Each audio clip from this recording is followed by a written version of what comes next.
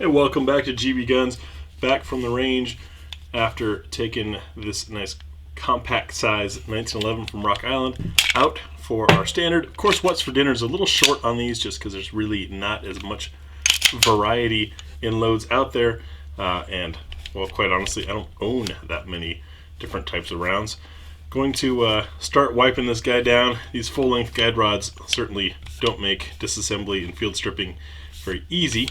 You can see though that that strange finish that was in the tabletop video was indeed not the finish. It was just a preservative that had been on the gun for shipping purposes, and then once that got wiped off and this gun got some heat in it, everything came out nice and clean.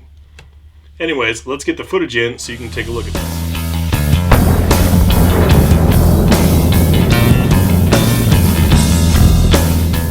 Kick things off as always with our full mag +1. We'll be using the AMSCS 230 grain full metal jacket. Got a 7-round magazine.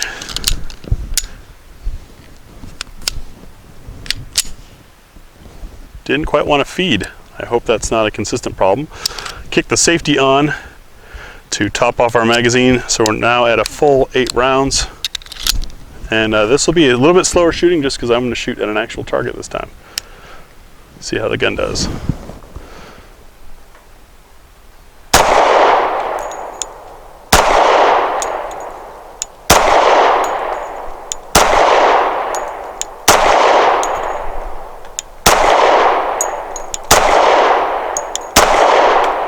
What's for dinner is rather short and 45, just don't have that much variety on hand, but you will notice that we've got 185 grain, some 230 grain with the Winchester Defender.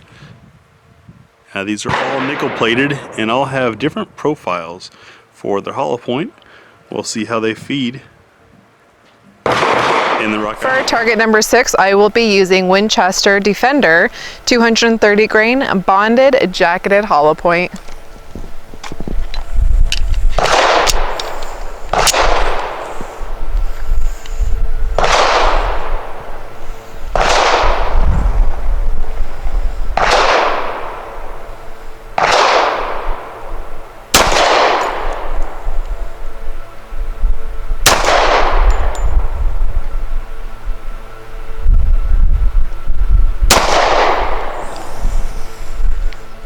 For target number 7, I'll be using SIG V-Crown hollow point 185 grain.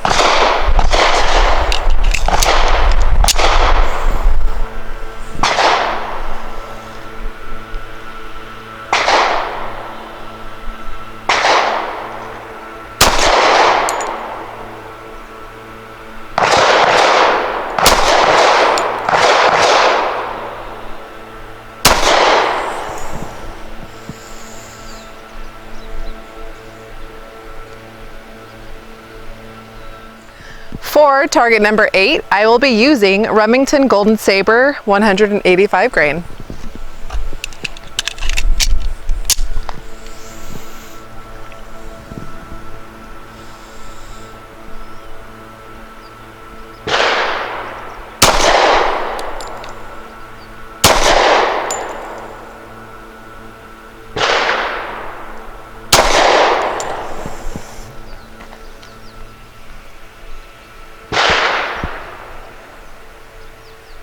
For target number 9, I will be using Hornady Critical Defense 185 grain.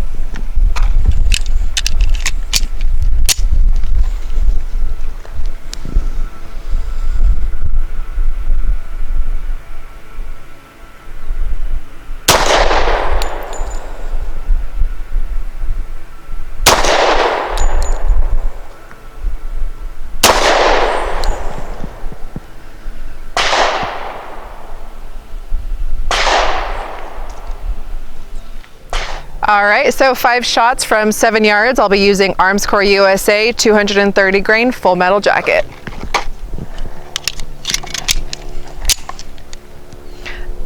Alright, right square.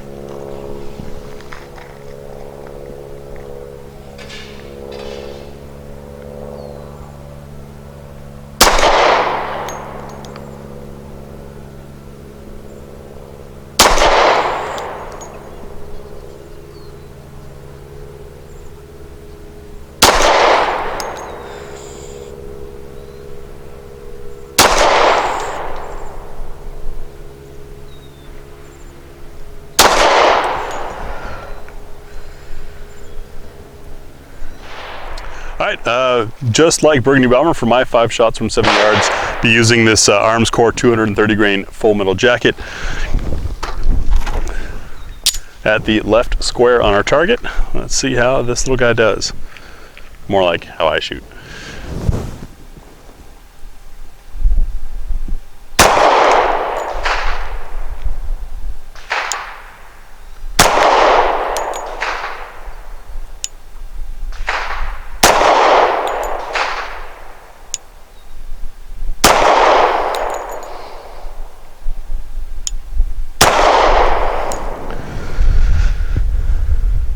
My thoughts on this 1911, it is a little bit more modernized. It does have a bull barrel and a full-length guide rod. The G10 grips are a little aggressive, but the great thing about 1911 is that they're easy to change out if you want something a little bit smoother and less aggressive. The controls on this gun, you have to be quite intentional about using them. They're pretty small and classic. I'll show you right here.